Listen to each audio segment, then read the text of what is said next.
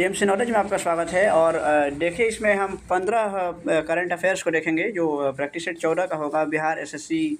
और उसमें हम लोग बीएसओ का जो प्रैक्टिस सेट देख रहे थे, किसी कारणों से वो कंटिन्यू नहीं रख पाए हम। और फिर ये उसका ये जो प्रैक्टिस सेट 14 है, तो प्रैक्टिस सेट 14 का ये कुछ करंट अफेयर के प्रश्न हैं। टोटल 15 प्रैक्टिस सेट देखेंगे हम इस वीडियो में। और एक ही साथ जो है कि वो क्रम संख्या 61 से लेकर के 75 तक के जो प्रश्न हैं वो करंट अफेयर्स के हैं। तो प्रैक्टिस सेट 14 भी हम अपलोड करेंगे, लेकिन ऐसे हम थोड़ा सा पढ़ रहे थे तो करंट अफेयर्स भी हमने सोचा कि पहले उसको करा दें।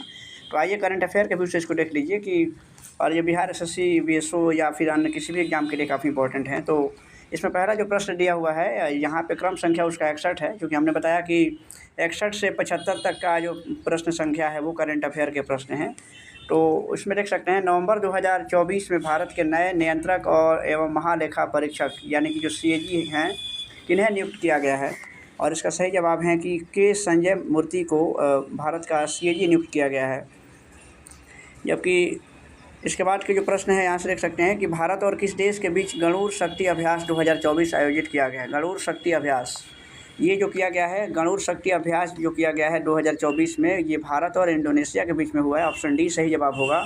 और ये जो ये किस सेना का अभ्यास है, तो ये थल सेना का है, यानी कि भारत और इंडोनेशिया के थल सेनाओं के बीच में ये अभ्यास गणूर शक्ति शुरू हुआ था, यानी कि 2024 में। इसके बाद से जो देख सकते हैं, नेक्स्ट प्रश्न यहाँ से है कि हाल ही में किस राज्य सरकार ने प्रति व्यक्ति 50 रुपये का पर्यटक शुल्क लगाया है। किस राज्य सरकार ने प्रति व्यक्ति 50 रुपये का पर्यटक शुल्क लगाया है, ये अगला प्रश्न है। और इसका सही इसका आंसर है कि जो सिक्किम की सरकार है, यानी कि सिक्किम की जो प्रेम सिंह तमांग सरकार ने राज्य में प्रवेश करने वाले पर्यटकों के लिए 50 रुपये का पर्यटक शुल्क लगा दिया है। और ये 15 मार्च 2025 से इसे लागू किया गया है। तो सिक्किम इसका सही जवाब होगा, जहाँ पे 50 रुपये का पर्यटक शुल्क लगाया गया है। नेक्स्ट प्रश्न है कि कायाकल्प योजना किस मंत्रालय द्वारा शुरू की गई है। कायाकल्प योजना ये किस मंत्रालय का है, तो देख सकते हैं इसका सही जवाब होगा कि स्वास्थ्य और परिवार कल्याण मंत्रालय का है, यानी कि ऑप्शन सी इसका सही जवाब होगा। और इस स्वास्थ्य और कल्याण मंत्रालय ने यानी कि कायाकल्प योजना शुरू की है। और इसका मुख्य है कि उद्देश्य हैं भारत में सार्वजनिक स्वास्थ्य सुविधाओं और यानी कि स्वच्छता और साफ़ सफाई सुनिश्चित करने के उद्देश्य से 15 मई से ये लागू हुआ है। 15 मई और ये 2015 से ये कायाकल्प नाम से एक राष्ट्रीय स्तर के कार्यक्रम को लॉन्च किया गया था, जिसका मकसद था कि स्वच्छता और साफ़ सफाई या फिर संक्रमण पर जो है नियंत्रण लगाया जा सके। नेक्स्ट प्रश्न यहाँ से है कि इसके बाद के जो प्रश्न है कि long range land attack cruise missile किस संगठन द्वारा विकसित की गई है, ये अगला प्रश्न है। और इसका सही जवाब है जो इसको डीआरडीओ ने किया है, यानी कि सही जवाब इसका ऑप्शन ए में है। रक्षा अनुसंधान एवं विकास संगठन जो डीआरडीओ है, उसने उड़ीसा के तट पर long range land attack cruise missile का पहला उड़ान यानी कि पहला जो परीक्षण सफलतापूर्वक किया था। और इस मिसाइल की जो मारक क्षमता है वो यानी कि 1000 किलोमीटर तक है। 1000 किलोमीटर तक ये मतलब जो है कि इसकी मारक क्षमता है। उड़ीसा के तट पर इसका पहला परीक्षण किया गया था और डीआरडीओ ने इसे लॉन्च किया है। इसके बाद के जो प्रश्न है कि यूनिफॉर्म सिविल कोड यानी कि जो यूसीसी है, लागू करने वाला आज़ाद भारत का पहला राज्य कौन सा है। और इसका सही जवाब है उत्तराखंड है, यानी कि उत्तराखंड ने 27 जनवरी और इसी साल 27 जनवरी 2025 को उत्तराखंड में यूनिफॉर्म सिविल कोड लागू हुआ था। और प्रत्येक साल 27 जनवरी को उत्तराखंड में समान नागरिक संहिता दिवस के रूप में मनाया जाएगा। यह भी वहाँ पर ये प्रण हुआ है। और आज़ादी के बाद से यूनिफॉर्म सिविल कोड लागू करने वाला जो उत्तराखंड जो है, ये पहला राज्य बन गया है। और इसमें समान नागरिक संहिता का जो उल्लेख है भारतीय संविधान के अनुच्छेद 44 में इसका उल्लेख किया गया है, यानी कि समान नागरिक संहिता का उल्लेख किया गया है संविधान के अनुच्छेद 44 में। और उत्तराखंड भारत का पहला राज्य है आज़ादी के बाद से जो इसे लागू किया है। इसके बाद के जो प्रश्न है कि आधिकारिक रूप से ब्रिक्स का 10वां स्थायी सदस्य कौन सा देश बन गया है। आधिकारिक रूप से जो ब्रिक्स का 10वां जो स्थायी सदस्य देश बना है वो इंडोनेशिया है। ऑप्शन सी में सही जवाब दिया है।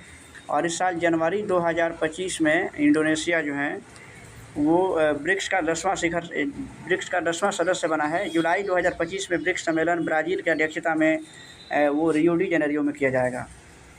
और इसके बाद के जो प्रश्न है कि मैन बुकर अंतर्राष्ट्रीय पुरस्कार 2024 के विजेता कौन है। मैन बुकर पुरस्कार किसे दिया गया है 2024 में, और इसका सही जवाब है जो यानी कि जेनी अपेर्नबेक को दिया गया है ये। और ये कहाँ का है, यानी कि ये बुल्गारिया के हैं, ये जो है कि जर्मनी के हैं, और ये विजेता है मैन बुकर पुरस्कार का। ऑप्शन ए सही जवाब होगा इसके लिए। नेक्स्ट प्रश्न यहाँ से है कि हाल ही में राष्ट्रीय पेंशन प्रणाली जो एनपीएस है, वात्सल्य योजना निम्नलिखित में से किसके लिए शुरू की गई एक पेंशन योजना है। तो इसका सही जवाब है कि जो नाबालिगों के लिए शुरू की गई है, यानी कि ये नाबालिगों के लिए एक योजना शुरू की गई है एनपीएस यानी कि वात्सल्य योजना जो है वो नाबालिगों के लिए शुरू की गई है। ऑप्शन ए सही जवाब होगा इसके लिए।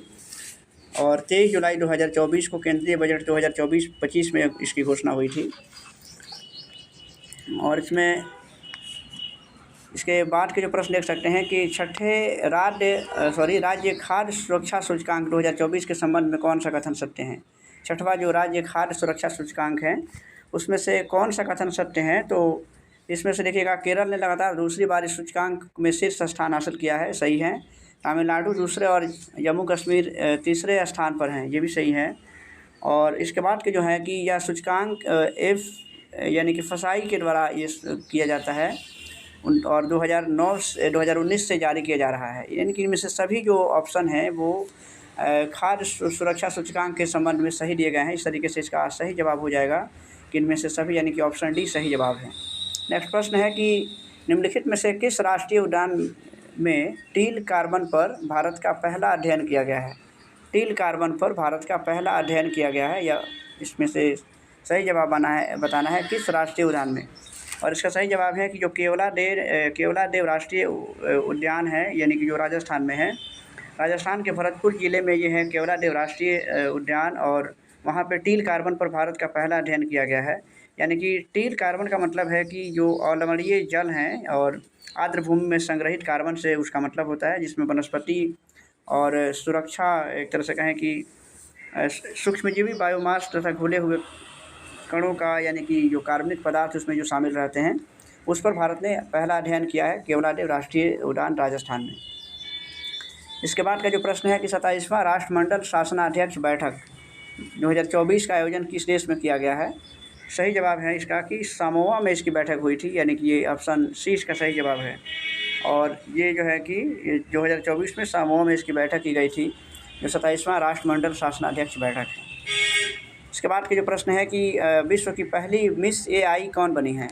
मिस एआई जो है वो कौन बनी है विश्व की पहली, और इसका सही जवाब है कि केंजिया लायली बनी है। मोरक्को की है केंजिया लायली, और उनको दुनिया की पहली मिस एआई घोषित किया गया है। तो इस तरीके से सही जवाब ऑप्शन ए में है, और ये कहाँ की है तो मोरक्को की रहने वाली।